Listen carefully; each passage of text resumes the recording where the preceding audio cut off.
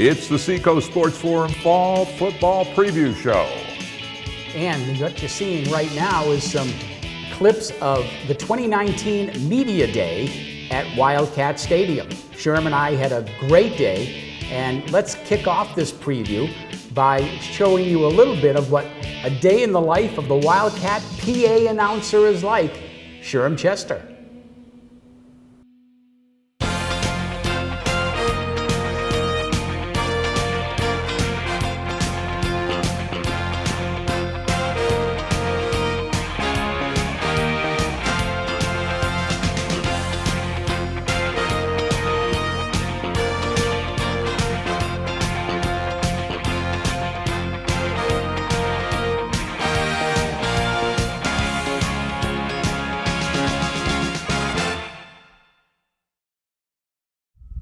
In previous programs, we've mentioned Sam and I spend most of our Saturdays at Wildcat Stadium, and we thought it'd be fun to kind of give you just a bird's eye view of the booth and what we do. Well, first of all, again, built 2 years ago, the Wildcat Stadium facility is one of the top facilities in the Northeast, and I would dare say even in the country. It's a wonderful place to watch a game, to come to a game, to as a media person, to be part of the ceremonies and the entire operation here. It's a wonderful thing. Marty Scarano and the entire staff at UNH did a wonderful job putting this project together, and now it's a place that Granite Staters can be very proud of, to come here every weekend and watch Wildcat sports. Amen to that. And it's been our privilege to be behind the scenes here up in the press box. This is our official home away from home on Saturdays.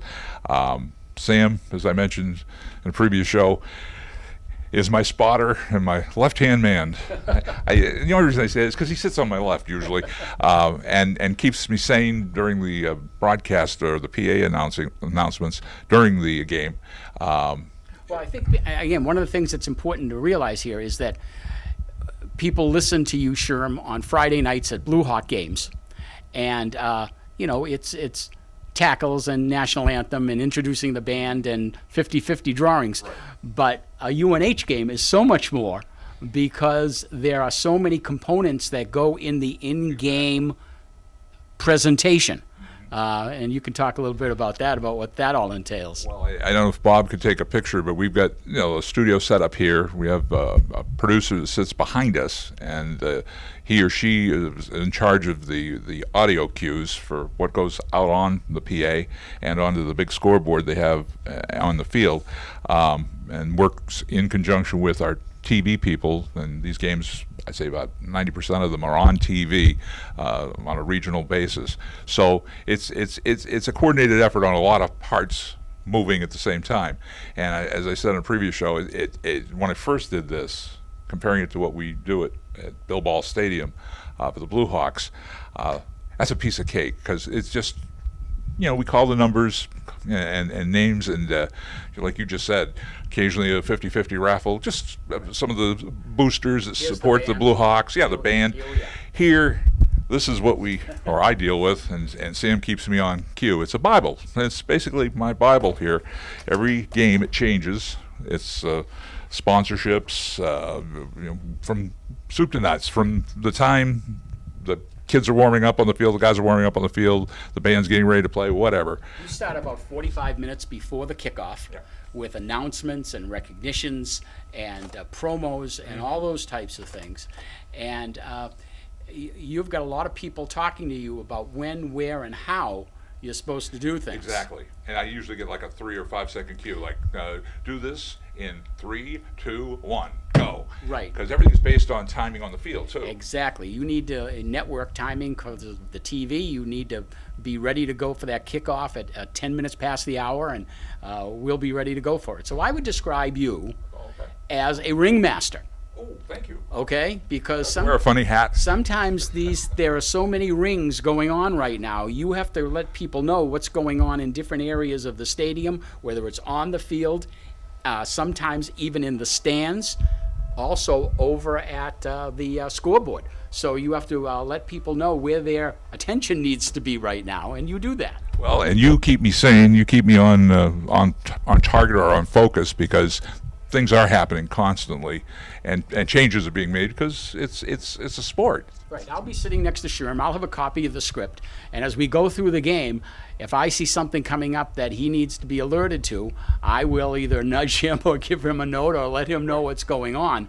But my major responsibility during the game is once the kickoff starts, I need to let Sherm know who's the ball carrier and who makes the tackles, if there are any penalties or any stoppage in plays that's going on, because if the play does stop, he's going to be pulled away to do some sort of a promo or an announcement. We look for the guy with a red hat during the games that are televised. They have not an official. Well, he is an official. He goes out on the field with a red hat, and that means they get a 2-minute timeout. It's a TV timeout. So that usually is when we try to cram in contests, whatever that is, kicking contest or whatever. They have all sorts of things. It's perpetual motion. There's always something going on on the field, one way or the other. Exactly, and it's the distractions that come along during a game, because every game is different. You don't know exactly you have a script and you have a kind of a roadmap of where you want to go, but when those things happen and how they happen are different in every game. So you need to be aware of the conditions of the game, or the stoppages of play, or injuries, or things like that. As far as my role as the spotter is concerned, again, try to let Sherm know the quarterback, the ball carrier, and the tacklers in a quick way to do it. I mean, you need to get that stuff in quickly and announce it quickly and accurately.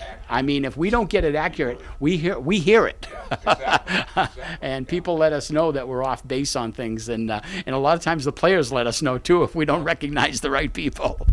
And the fans, the parents. That's what I said before. It's hard, especially on the high school level, to assign tackles to a player, because 2 or 3 guys are taking down a player, and okay, who gets the dominant tackle? So I leave that to Sam on the college level. And at Blue Hawk games, it's usually one of the fellows that's in the booth with us. I mean, I can follow the ball, but assigning that tackle is the hard one. Well, I think the college level game, the Wildcat game, is a lot faster, obviously, than the high school game. And players are quicker and faster, and they're to the ball quicker. So you need to be able to make that call. And also, the toughest plays, the toughest calls as a spotter are on the sidelines. Whether it's a catch on the sidelines or it's a tackle or out of bounds on the sidelines, that's where you really have to put your focus all the time. One great thing here, we do have the Jumbotron, the big screen scoreboard on the far side. We don't have a monitor in booth with us, which would be nice, just so we could see the replays. We do have one in the booth next to us. Yeah, we have to kind of crane Sam has to crane his neck. I'm usually just to be able to see a replay, so I can so we can make that call in that situation. But again, for 3 hours, it's a pretty intense 3 hours of what needs to be done. We get a little bit about a 10-minute break at halftime, and that's about it. You get a 10-minute break. I have to announce the band, and every band has a big program, and it's live. We do 99.9% of everything live here. So occasionally I get a chance to run away for a second and grab a water or something. But it's and again, getting here early. It's one of these situations where you don't just show up 5 minutes before game time. It's prep time. Also, one of the advantages is that Mike Murphy and his sports information staff here at UNH provide us with everything we need. As far as the spotter is concerned, I get the up-to-date numbers before the game. Before the game, the sports information director from the visiting school will come in and let me know of any updates to the rosters, any players who are not going to play, and for Sherm, the all-important pronunciation guide. Yes. Okay, that was the other thing we mentioned in the previous program, getting the names right. I don't care what level of sport or what you got to get the kid's name right. Exactly, and the ADs from the different schools, as well as Mike Murphy and his staff, keep us up to date on all that information all the time. So there's no reason for us ever to be incorrect. Sometimes the lips get stuck together. We try, or I try, and we do. It is great. Mike Murphy and his staff here, and I start prep for a Saturday game, usually on a Wednesday or Thursday. They'll send me the scripts of, like I say, the Bible, things that they're going to be doing, contests, things that are out of the ordinary. And so I can get prepped for that. And So here in the press box at Wildcat Stadium, Sherm and I are over here on my right, and watching the action there. And next to us, to Sherm's left, the people who run the clock, who run the 24-second clock. 24-second, 35-second clock. I'm thinking basketball. I'm getting basketball and football, but run the play clock, and also keep a log of the plays, so that we're in constant contact with them if they're calling any timeouts or watching the officials. They also go down to the field a half an hour before the kickoff and meet with the officials.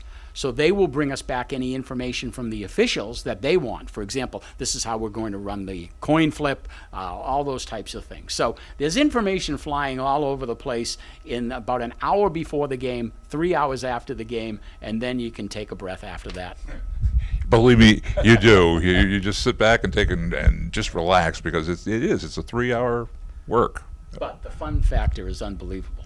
Well, I was going to say, this has been a lot of fun. I was very privileged to have Mike Murphy give me a call back a few years ago and say, hey, we're doing tryouts for the PA announcer's job for the new stadium. I said, hey, I'm game. The only thing is, when I got the job, I said, I'm staying with the Blue Hawks, and there was it really was contingent on that. And I also wanted to clear it through Bill Ball, which I did, and he gave me a blessing. He says, go do. And occasionally there is a conflict, and we got one coming up this year, our big game with Winnicott, but you'll be filling in for me at Bill Ball Stadium. It will be my pleasure to be the PA announcer for that game. Usually during the Blue Hawk games, I run the clock. So if you ever have any complaints about the clock at Blue Hawk Stadium, ShermChester.com. Okay, that's who you want to talk. That's who you want to talk to. You get your finger on that clock, man. You're one of the best timekeepers. Matter of fact, if anything ever happens, I told these guys beside us here at UNH, if anything ever happens to any of them, just yell. Sam can come on a pinch and bail you out, because he's good with that. It's a little thumb switch, right? That you guys. Matter of fact, it was right here. This is what you use. This is your tool of trade at the Blue Hawk games. But it's been a real privilege to do this and continue to do it, and labor of love. It's been a fun thing for the Blue Hawks for 25-something years now, and and then to have this come along. And then to add the facility, we started doing. Sherm also is the PA voice for the NHIAA tournament. So Sherm does basketball tournament, and he does the football tournaments for the NHIAA, and he started doing those back in the old press box, which is across the way, an old wooden press box that would seat maybe about 15 or 20 people on 2 levels. You had to climb a ladder to get in it, and had to climb over us to get to their box. And it was a cold concrete press box. Now, we're used to press boxes. Those of you who know the old Exeter High treehouse press box at the old Eustis Field at the old high school, and it was maybe just a step up from that. That's about it. But for us to go from that press box to this press box is just amazing. This is state of the art all the way, and this is just our little part of it. And next to us, there are a few called luxury boxes for the teams that come in, their athletic directors and families, and then there's officials. They have a screened-in booth for the officials from the CAA. They review the plays if there's any controversies or whatever. Nobody sees them. That room is blanked out, so nobody can tell who's in there. It's just top secret. Home and away radio, home and away TV, and then the print media. On the far end is the print media, and also the statistician, the official statistician. So, but you can get the stats anywhere on your computer, your pad. They're live. They're real-time stats live all the time. So if you're listening to the game or want to find out what's going on during a game, can't make it, that will be interesting. Yeah, and I again thank Marty Scarano, who's the director of athletics, and Mike Murphy. He's got a big title, Associate Athletic Director of Communications. I think I got that right. And he's a big support here for all of us. And, just it's been a privilege and an honor to do it for the past 3 seasons. This is our senior year together here. It is. Yeah, and we're looking forward to an exciting team. A couple of the highlights. First home game here at Wildcat Stadium is going to be Saturday, September 21st against Rhode Island. A time to be determined yet. Time is not, that's going to be contingent on, I'm sure, TV or something like that. And the other game I've circled on my calendar is the last game, which is going to be against Maine. And what a way to end the season. And that's going to be on November 21st. It's going to be chilly, and and I'm guessing it will probably be a night game. I think it'll probably be on television. And that's going to be quite a weekend for us, because the next day we'll have a triple header of the NHIAA championships, the Division 1, 2, and 3 football championships. So we'll be doing 4 games in 24 hours. Wow.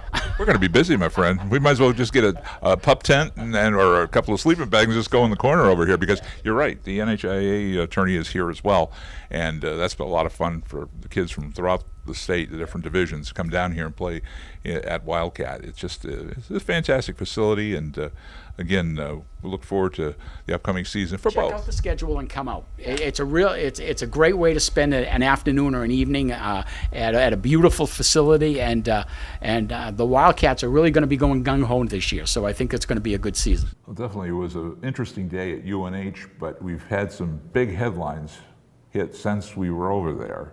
And the biggest one being that UNH Wildcat head coach Sean McDonald is officially on a medical leave, and replacing him as head coach is the assistant head coach and quarterback coach Ricky Santos. So that's big news. Ricky Santos, certainly a Hall of Famer with the UNH Wildcats. Between his glory years were 2006, 2007. He was a Walter Payton Award winner. Certainly knows his way around the football field, and Ricky and I'm sure all the assistant coaches will pull together now and support Coach Mack during this time. Well, we'll talk about what we saw during their blue-white scrimmage recently. But first, we were at Media Day and did get an interview with Coach Mack, and then we'll follow it up with Ricky Santos. First, let's start off with Coach Mack. This year for the Wildcats. Well, I want to just get the first one more than anything, sure. Take And one at a time, right? yeah, it's important that we focus on the task at hand all the time here. And when we've been to the playoffs and when we've had our great teams, we've done that, And last year, obviously, being 4-7 didn't accomplish what we needed to do in the one game per week type of thing. But had a good off season. Watched the kids grow from December until now. Now we got to figure out how we approach the next part of it, and how we do it is taking it one game at a time. And you do have some experienced talent on all the different departments. You got Pop Lacey on defense, Evan in the backfield. You got Carlos Washington coming up. I feel pretty good about the kids in the program we got. It starts with the back half of our secondary, with Evan Horn, Pop Lacey, and Prince Smith, and Isaiah Perkins. Those 4 guys have played a lot of football for us, have been coached for a long time, and it's good to have them on the field so that the younger kids that are talented, that can come in and possibly play, see how the things are done the right way. On the defensive front and up front, I'm really pleased with our 3 interior linemen. They had great off seasons. And I'm looking forward to seeing Josh Kania, Brian Carter, and Gunnar Gibson do the job at defensive end.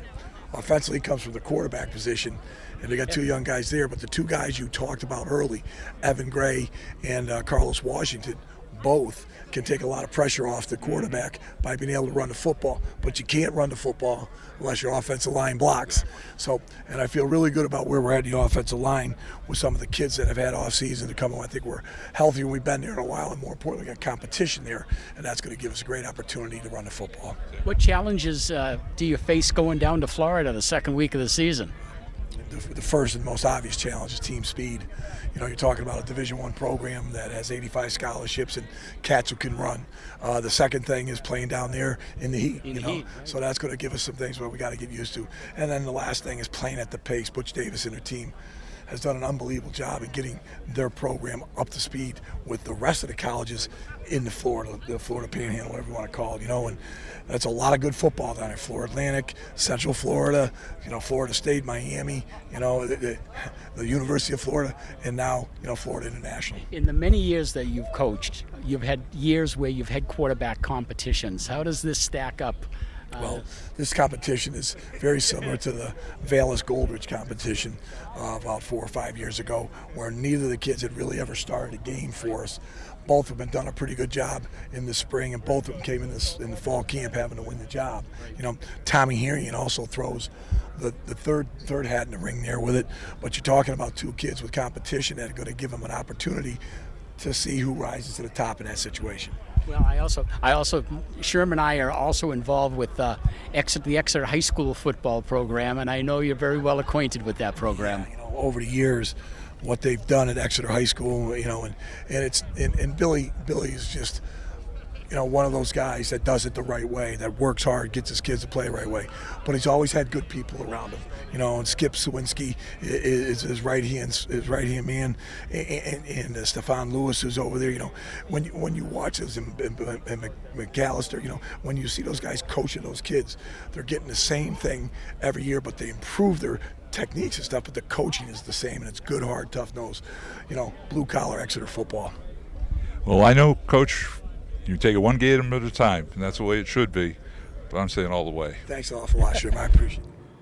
I know that the UNH Wildcat family is offering all their thoughts, prayers, and support for Coach Mack and his family while he goes through this medical situation, and Director of Athletics Marty Scarano announced that assistant head coach Ricky Santos was going to be the interim head coach. And as you said a few minutes ago, Ricky has a lot of experience at UNH. And we've got an interview with the new interim coach, Ricky Santos. Congratulations on the job, first off. Oh, I appreciate it. It's so exciting to be back home, and it feels right. Well, I was going to say, and this man is a Hall of Famer, UNH Wildcat Hall of Famer at quarterback, number 2, right? Yes, sir. They retired the number. Yes, sir. 14,000 and change as far as overall total yardage. Something like that. And then 13 plus in the air. Yes, sir. Now this year, the Wildcats are looking for a quarterback to replace Trevor Knight. Yes, sir. Who had a very successful career. And you're the man.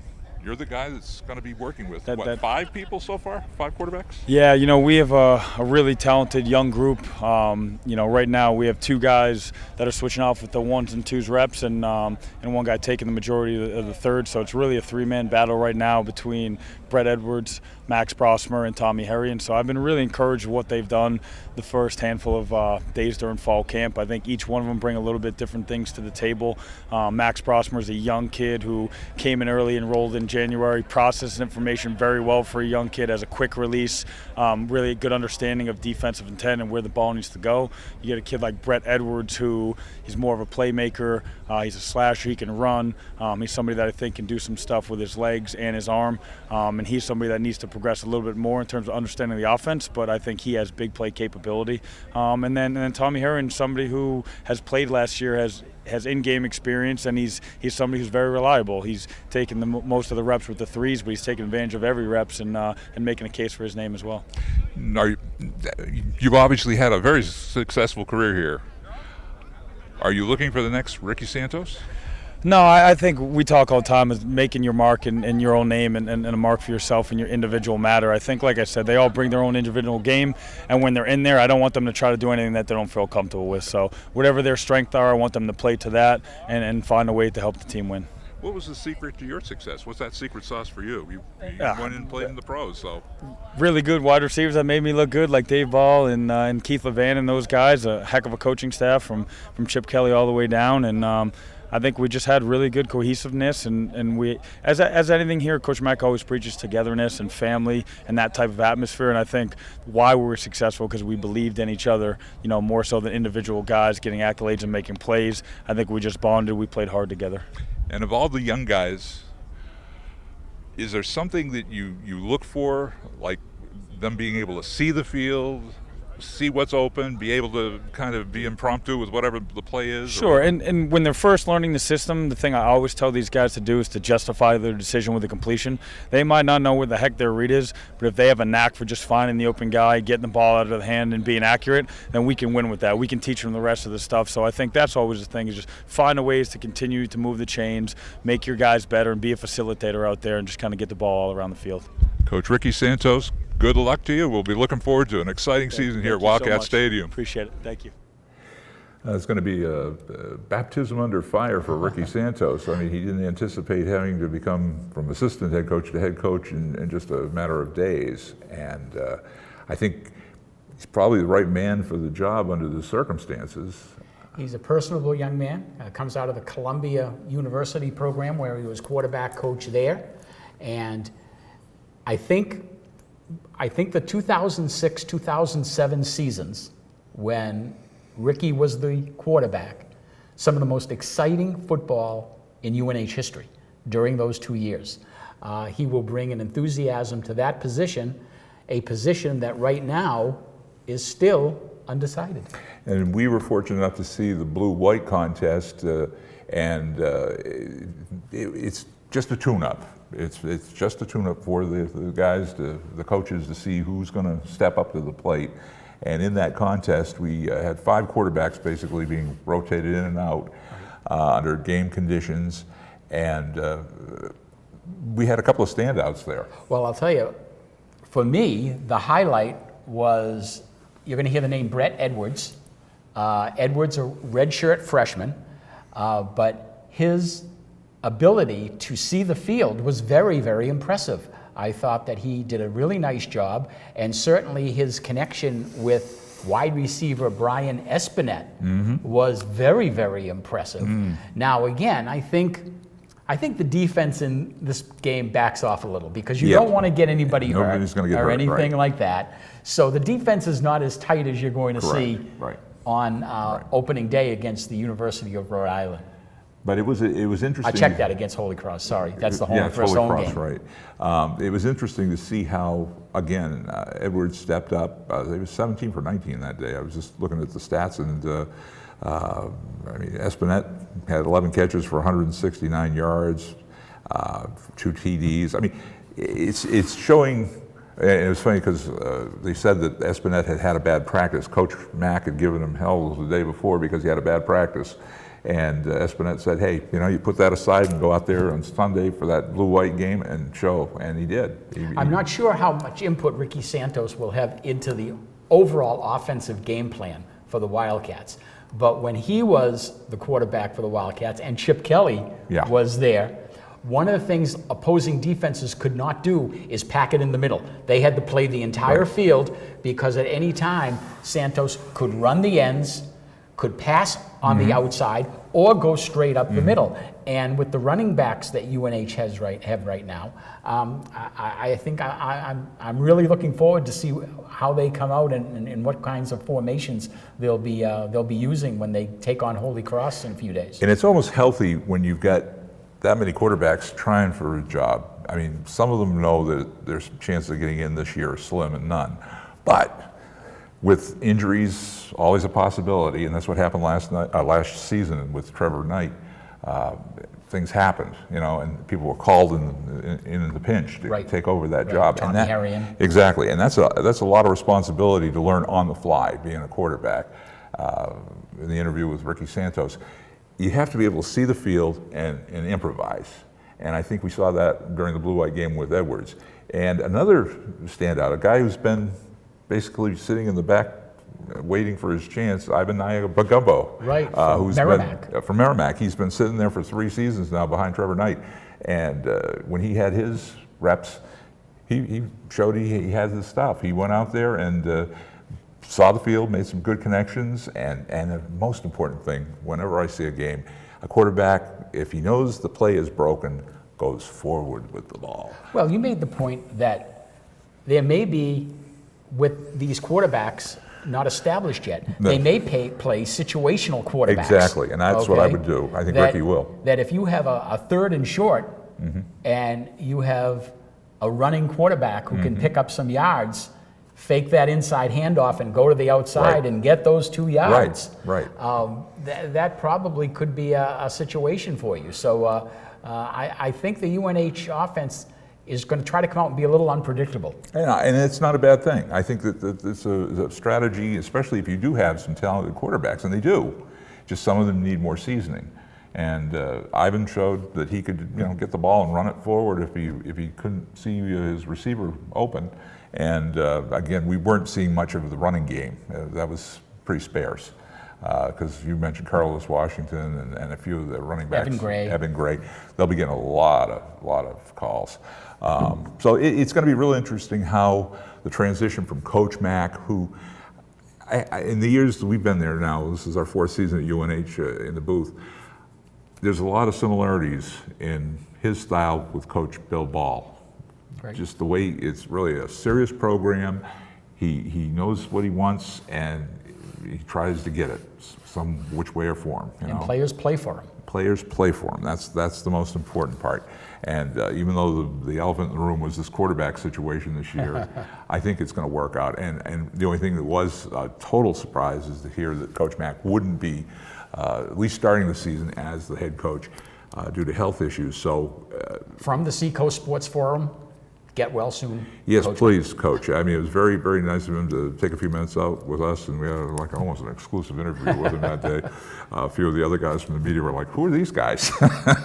Let me just give a quick recap of the UNH starting schedule. On Saturday, September 7th, they will travel to Worcester, and they will take on Holy Cross. UNH leads that series 9-7. But then in week 2, they get on a plane and they go to Florida for the 3rd time in the school's history. They're going to take on Florida International University. The Wildcats last played in Florida in 2010 when they beat Bethune-Cookman at Daytona Beach 45-20. Okay? Bethune-Cookman. And in 1999, UNH played a thriller at Raymond James Stadium, beating South Florida in overtime 42-41. So it's part of an agreement where UNH plays a basketball game and a football game against Florida International University. But now we get to the home team. Yeah, that's right. We get home finally on September 21st. It's the first of 3 straight home games. Mm-hmm. The Wildcats will play Saturday, September 21st, 6 o'clock start against Rhode Island. And the Wildcats lead that series 59-27-5. Then the next week they take on Duquesne at Wildcat Stadium. That's a 1 o'clock start, first time ever playing Duquesne. And then October 5th is homecoming, and they will host the Phoenix of Elon University, a team that the Wildcats lost to last year. So that's the beginning of the 2019 Wildcat season. And I thought our tune-up for the blue-white game looks good. So I think we're almost 99% in game form for September 21st. I think so. I think so. Now, we had one more interview we did, and it's the man that we've been talking about on this program now. Our mystery man for weeks. We finally tracked down Roger Brown, and Sam got to spend a couple of minutes with Roger, and we're going to kind of transition from UNH to the Blue Hawks. And if we want to just roll that interview, let's roll the Roger Brown interview. UNH coming off a rough season last year. How does the 2019 season look at this point in the season? Well, the big question entering the season is the quarterback situation. As I'm sure you know, Sam, they don't have a lot of experience there. I don't even think there's a real front runner for the job, and so until we see what each player has to offer at that position, I don't really think we know what to expect from the Wildcats. They were picked 7th in the preseason poll, but if they get good quarterback play, certainly they could finish much higher than that, because outside of quarterback, I think they're pretty solid. Certainly the running back for the Wildcats this year, we saw some flashes last year of some really fine running backs. Yeah, and I think Carlos Washington will be the guy this year, and that'll help take the pressure off whoever does play quarterback. They do have a lot of experience at offensive line, which has been a problem primarily because of injury the last couple of seasons, but now because of those injuries, a lot of guys played the last couple of years. It's a veteran group, a deep group, so between the O-line, The running back, I think we'll see a little bit more of the running game than in past seasons with UNH, and that should help whoever is at the quarterback position adjust.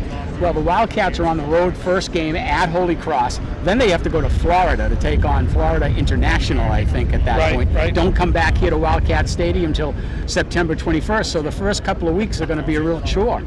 Yeah, tough games for sure. Holy Cross is definitely a program on the rise.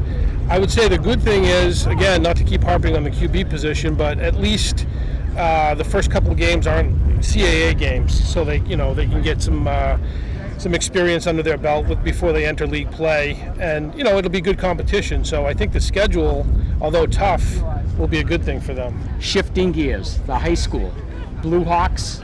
You have a little personal stake with the Blue Hawks this year, which you can mention. Yeah, I do. My son Nick will be a freshman this year, so take everything I say with a grain of salt. And the Blue Hawks this year are looking to rebound after a tough year last year.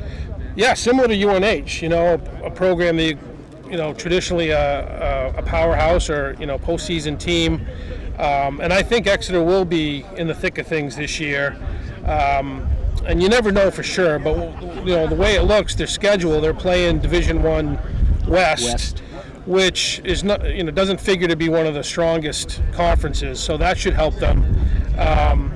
So I would expect them to be finished first in their conference, be a playoff team, and then we'll see how it goes from there. New Hampshire Football Report, that's your website. That's the go-to place for information about high school sports in New Hampshire. Tell our viewers a little bit about that. Yeah, it's not just high school. It's football, but it's not just high school football. It's UNH and to a certain degree the other colleges in the state. And it's just nhfootballreport.com. Well, we hope that you'll join us on the Seacoast Sports Forum during the year and jump in and get behind the cameras with Sherm Chester and I and talk a little sports. Looking forward to it. Thank you. Well, there's the man who knows all about what's going on in football in the state of New Hampshire, and that's why he's such a busy man, why we're trying to get him in the studio. We will. He promises he will get in the studio with us, and we were just lucky that day we caught him at media day and said, we did. Sam, I said, Sam, let's do it. Let's get Roger, let's show the world Roger Brown. Roger Brown. And again, you can catch his material in the Manchester Union Leader and also on the New Hampshire Football Report.com. Exactly. And exactly. So I get to go up to Bill Ball Stadium and look at the first day of workouts, and very interesting. It's the kids came out of that locker room. I got there just as they're coming out of the locker room to hit the field in the afternoon session, and you can tell there's a lot of enthusiasm to make up for last season. And you also get it because you've got the freshmen and sophomore there who are certainly excited. You've got the juniors and seniors now who are the leaders of the team. Certainly the seniors coming off the losing season last year are going to have fire in their eyes when they come out against Bishop Girton for the opening game on Friday night, September 6th. And they're going to be ready for it, I'm sure. But I'm sure Girton will be a tough opponent on that first night. I was not able to do any interviews on the field. That was the one thing that when I called up to get permission to go up and do some video, Coach Ball just said, you can take video, but just that first day, everybody's got to focus on what they're doing. And I said, understood, and no problem. So what I did while I was up there, I just happened to get in touch with one of our athletes from Exeter Blue Hawk, and he's done very well this summer. He is now in the alumni category. Yeah, the alumni, thank you. That's the word that was just eluding me. So I got a chance to interview, while I was there at Bill Ball Stadium, Exeter Blue Hawk alumni Cody Morissette. And we talked about his summer in the Cape Cod League and baseball at Boston College, the transition from the Blue Hawks to college ball. Let's run that interview. Cody, successful career here as a member of the Blue Hawks, 2 back-to-back championships, and then now your freshman year behind you at BC with the Boston College Eagles, successful year there, got to play in the tournament there, and the Cape Cod League. A lot of baseball. What? Just give us a perspective of what that 3 years that you've gone through from the championship now right through. Well, definitely high school was, you got like 24 games this season at most. So like going from that and having all that success there and going into college and playing, I'd say 120 games this year, it's been definitely a big jump, but I still remember those high school years. Like, I was catching up with Kyle Ball the past couple of days while he's been home, and like those memories I created with those guys and all that, I'll never forget. But having all the success right now is everything I could ask for. Now, you had a great coach here at Exeter High School, Coach McQueen, and now you got Mike Gambino, the head coach of the BC Eagles. Give me a little perspective between the two as far as their coaching styles. They're both pretty similar in a way that both of them really care about their players. Like, some coaches, if you go down to like a big time college program, you're just another player. Here and at BC, you're not another player. You're their player. You're part of their family. They want what's in the best interest for you. And when I visited BC back in the day, like, I really wanted that. Like, that's what gravitated me towards that school. And Coach McQueen, I still go back to for advice. And I mean, just having those two in my life has really changed my baseball career and helped me become a better person. Now you were a three-sport player here at Exeter High School for the Blue Hawks. Football, successful there. Basketball, successful there. And then baseball. Well, let's just concentrate on baseball for this question.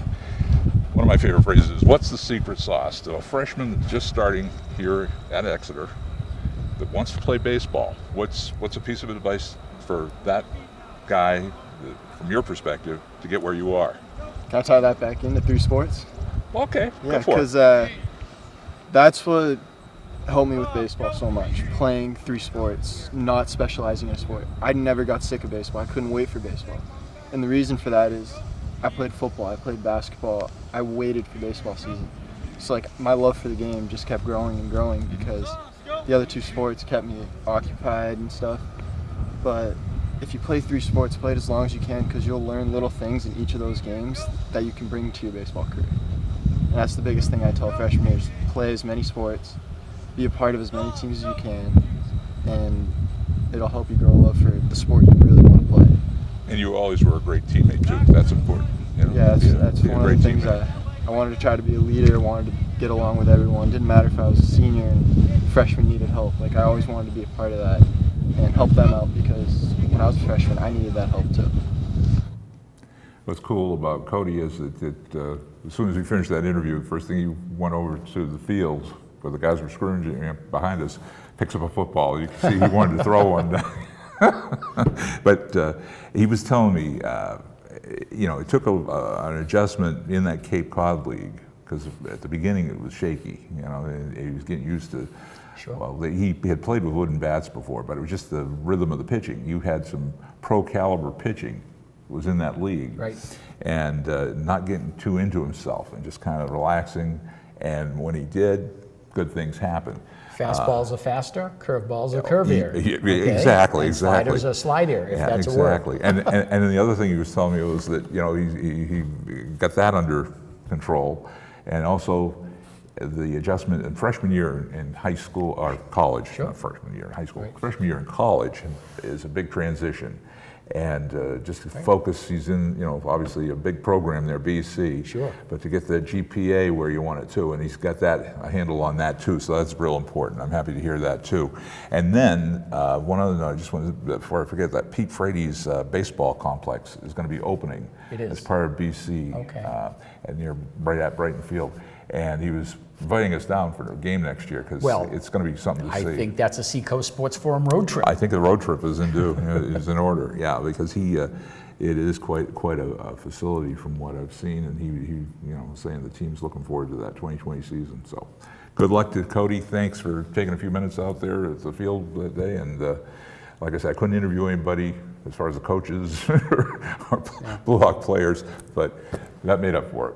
Well, double sessions are over because school has begun. That's right. That's right. So we wish school's the in. athletes at Exeter High School in football, boys and girls soccer, volleyball, field hockey, golf, Right. The other fall sports. all the best as they begin their academic year for 2019 and get into those practices. And games are going to start off quick. I think soccer and field hockey will begin in a couple of days. Yeah, right on the top of the season, or top of the month of September. Quickly, for our viewers to make sure they understand the Blue Hawk football schedule and can mark their calendars.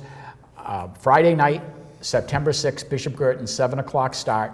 Blue Hawks are then on the road the next week on the 13th, and they're going to hop on buses, go to Keene, and on September 20th, they return home for a 7 o'clock game against Merrimack, and then they hit the road on September 27th and go to Nashua. And the big Winnicott game is on a Saturday, the only Saturday game of the year, and that will be on October 5th at 1:30 at Bill Ball Stadium, so make sure you circle that one. Blue Hawks then travel to Spalding on October 11th.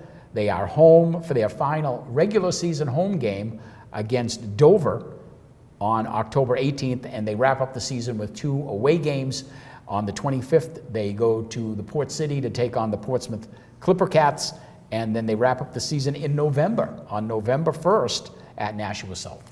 We started the show giving you an idea of what we do over at UNH in the booth and what we would like to do, and if everything works out after that first game against Bishop Girton, we'll do a segment of the Sports Forum from Bill Ball Stadium. Right. And it'll be kind of fun just to kind of do it live and wing it. Right, and everybody can see all the characters that are up in the press box. Well, they'll probably all run, but you'll say, what's going on here? Yeah, it's a little different. It's, like I said, it's more informal at Bill Ball Stadium. Right, Less scripted or less Exactly. chaotic. One thing I just want to mention on the before we wrap the football end up, Bedford, Plymouth, Monadnock, and Winnisquam. They're getting ready to defend their NHI AA division titles, so it should be an interesting season ahead. We don't play Bedford this year. No. But I like the schedule we're playing, and I think we have a good bounce back year for both the Blue Hawks and also for the UNH Wildcats. Right, looking forward to it. Yeah, this is going to be interesting, and we do have other fall sports. I don't know, all of a sudden the mouth is going away from me today. Other fall sports that are to be kicking off, and in our next edition, our next one that we put together in September, I'm going to try to get Coach Jim Tufts in here with us, and we kick it around. Coach Bill Taylor was on assignment today, so he couldn't join us, and he has been helping out with the practices up at Bill Ball Stadium for the freshman team, but he will be broadcasting the games for the Blue Hawks at home, and that first one coming up on the 6th. Will be on TV. Channel 13. And 13, and he'll be with Jeff Taylor, his son, who does color commentary, and they do a great job together. So he's getting his tune-up too, Exactly. All right. 2-minute drill. Well, I think I previewed it a little bit a few minutes ago. Just the fact that it's an exciting time, I should say, for the high school athletes right now, especially the freshmen and sophomores who are just playing high school sports for the first time. To be part of the team. It's fall. This week's a little cool. There's a Christmas in the air. It's exciting for those young men and women who are just starting their high school sports careers, and I want to wish them all the best. A couple of people I just want to mention. I mentioned one earlier. We were talking about Cody, Pete Frates. He was the BC football great who was part of the inventor of the Ice Bucket Challenge, trying to raise funds for combating ALS, the Lou Gehrig disease, which he is afflicted with. Tim Green was a former NFL player for the Atlanta Falcons. Okay. And he's also an author. And he is afflicted with the same disease, Lou Gehrig's disease, ALS. And he was featured on 60 Minutes. It was a replay of 60 Minutes the other night, and my wife and I were watching it.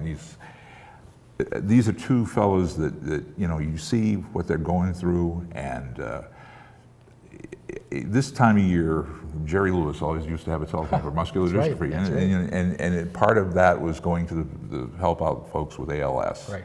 And it's a good thing. I know Jerry Lewis Telephone doesn't exist anymore. Right. But the cause is still there. So I encourage anybody, if you want to support the fun for ALS. It doesn't have to be the Ice Bucket Challenge. And also check out that interview on 60 Minutes. Tim Green, really a guy who's shown a lot of courage. He's hasn't given up. Neither of them have given up. You know, that's the people that they're my type of guys. And that does it for our football show. But again, we'll be back in a couple of weeks, and we'll be hitting the other fall sports. I've got to get in touch with Coach Tufts. I'm sure he'll join us. Right. And we'll go over soccer, preview what's going on in soccer, review what we've seen at UNH at that point, and as most importantly, the Blue Hawks. Right. We'll have a couple of games passed, and so we'll certainly have our commentary on those. We shall. All right. And one final note to Coach Mack and his family. We're pulling for you, Coach, and thank you for being a part of our show today. And thanks also to Coach Ricky Santos, Roger Wood, and Cody Morissette. Roger Brown. Did I say Roger? Although we always would like to say hello to Roger Wood, an old friend in the Did I say radio Roger business. Wood? That's You did. right. I'm sorry. I always do that. Yeah, we both worked with Roger Wood, who was a newsman for WOKQ for many years. All right. Roger Brown. Roger Brown. Hopefully will be with us in one of our future shows too, in person, right here at the table. All right. Until next time. Are you ready to join the? All set to go. Let's adjourn the meeting. Until next time, Sherm Chester, Sam Bruno for the Seacoast Sports Forum.